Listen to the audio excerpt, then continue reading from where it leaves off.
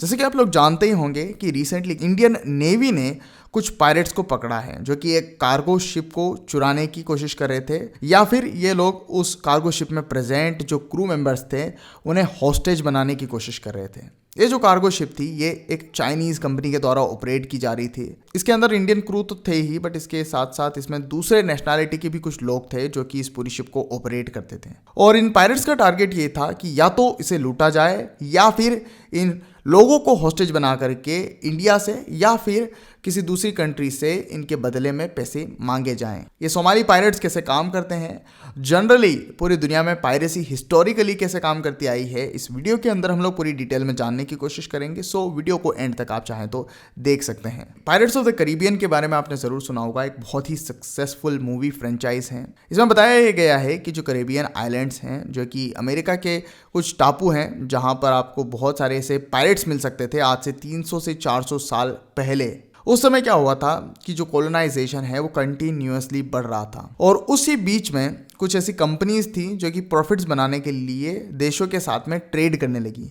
उन्हीं कुछ कंपनीज में से डच ईस्ट इंडिया कंपनी थी, ब्रिटिश ईस्ट इंडिया कंपनी थी, इसके अलावा भी बहुत सारी कंपनीज थी जो कि अपने बहुत सारे शिप्स को ऑपरेट करती थी उस एरिया में। ये जो ट्रेड्स थे ये किए जाते थे यूरोप के द्वारा पूरी दुनिया के साथ, पर प्राइमरीली इंडिया, अफ्रीका और चाइना के साथ में। ये जो पायरेट्स थे इनकी सबसे ज़्यादा खास बात ये थी कि ये थे तो नॉर्मल लुटेरे की ही तरह, लेकिन ये ऑपरेट अलग तरीके से करते थे। मतलब कि कुछ लुटेरे आपस में मिल करके एक किसी पुराने शिप को खरीद लेते थे या फिर खुद बना लेते थे और उसके बाद में ये उन्हीं में से एक को बना देते थे कैप्टन, जो कि सारे इंपॉर्टेंट डिसीजन लेता था। पायरेसी के इस पूरे वर्ल्ड की जो सबसे ज्यादा खास बात थी कि जो भी लूट होती थी वो सारे के सारे इंडिविजुअल्स में यानी कि क्रू मेंबर्स में बराबर बराबर बढ़ती थी, एक्सेप्ट कैप्टन को थोड़ा सा एक्स्ट्रा शेयर मिलता था और क्वार्टर मास्टर को भी थोड़ा एक्स्ट्रा शेयर मिलता था क्योंकि वो कुछ इंपॉर्टेंट डिसीजन ले रहे होते थे। ऑन दी अदर हैंड जो ट्रेडरशिप होते थे या फिर जो इन कंपनीज की शिप होती थी इसके अंदर काफी डिस्पैरिटी रहती थी। मतलब कि ये कि इनके जो कैप्टन होते थे उन्हें लिटरल उस शिप के प्रॉफिट में एक शेयर मिलता था, जबकि जो नॉर्मल क्रू मेंबर होता था उसे इस प्रकार का कोई भी प्रॉफिट नहीं मिलता था। और इसके साथ साथ उनको बहुत ही ज़्यादा पुअरली ट्रीट भी किया जाता था। उन्हें काफ़ी हार्श इन्वायरमेंट में रहना पड़ता था क्योंकि शिप्स आमतौर पर नीचे से लीक हो रही होती थी और इस वजह से उन्हें काफ़ी सारी बीमारियों को भी फेस करना पड़ता था। नाउ पायरेसी का जो पूरा बिजनेस था ये काम करता था क्रूअलिटी पे। जितने ज़्यादा पायरेट्स क्रूअल हो सकते थे उतना ही ज़्यादा चांसेस था कि उनसे सामने कोई लड़े ना और उन्हें आसानी से ट्रेजर दे दे। इस वजह से ये पायरेट्स बहुत ही ज़्यादा क्रूअली काम करते थे। जो इनका अपोजिशन करता था उन्हें हराने के बाद में ये बहुत बुरी तरीके से ट्रीट करते थे। मतलब कि ऑब्वियसली उन्हें मारना तो था ही, बट कुछ इस तरीके से मारते थे कि उसकी वजह से एक मैसेज क्रिएट किया जा सके। उसके बाद में कुछ लोगों को छोड़ भी देते थे क्योंकि उनकी स्टोरीज़ को पूरी दुनिया में फैला देते थे और उनका अपोजिशन करने के लिए कोई हिम्मत ना कर सके।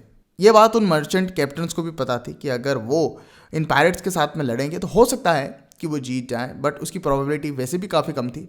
बट उसके बाद में अगर वो हार जाते हैं तो उसका अंजाम बहुत ही ज़्यादा बुरा भी हो सकता है। और सेकंडली क्योंकि वो अपने क्रू मेंबर्स को बहुत ही ज़्यादा पुअरली ट्रीट करते थे और इस वजह से उनके दिमाग में एक डर ये भी रहता था कि अगर मेरे क्रू ने ही मेरे साथ में म्यूटिनी कर दी, मतलब कि मुझे धोखा दे दिया, तो उस वजह से और भी ज़्यादा बुरी कंडीशन उस कैप्टन के लिए बन सकती थी। क्योंकि उस केस में उसे ट्रेजरी तो देनी पड़ेगी ही, बट अपनी जान को भी खोना पड़ेगा और उसके साथ साथ इतने सारे टॉर्चर को सहना पड़ेगा जो कि किसी के कंपैरिजन में नहीं हो सकता है। सेकेंडली पायरेट्स खुद भी नहीं चाहते थे कि वो किसी फाइट के अंदर फंसे। क्योंकि रिपेयर्स के लिए काफ़ी कॉस्ट लगती है और अगर वो ट्रेजर लूट भी लिया तो उसके बाद में उन्हें रिपेयर कराना होता था। उसके अलावा पायरेट्स होते थे जिन्होंने हो सकता है कि अपना कोई शरीर का पार्ट खो दिया हो उस लड़ाई के अंदर, उनको एक्स्ट्रा पैसे देने पड़ते थे और इस वजह से पायरेट्स खुद ये नहीं चाहते थे कि वो लड़ाई करें। सिंपली उनका एक टारगेट होता था कि वो जाएं किसी मर्चेंट शिप के पास में और एक्सचेंज हो जिसमें कि कुछ ट्रेजर उन्हें मिल जाए। आज के समय में जो पायरेसी होती है यह काफ़ी अलग तरीके से होती है। ऑब्वियसली सोमालिया के जो कुछ पार्ट्स हैं यहाँ पर इतनी ज़्यादा भुखमरी है और इतना ज़्यादा कम अपॉर्चुनिटीज़ हैं कि ये लोग मजबूर हो जाते हैं कि ये पायरेट्स बने और आसपास जा रही शिप्स को लूटें। और वैसे भी हाल ही के कुछ सालों में इस एरिया में शिप और ट्रेडिंग बहुत ही ज़्यादा बढ़ चुकी है और इस वजह से इस टाइप के पायरेट्स निकल करके सामने आए हैं।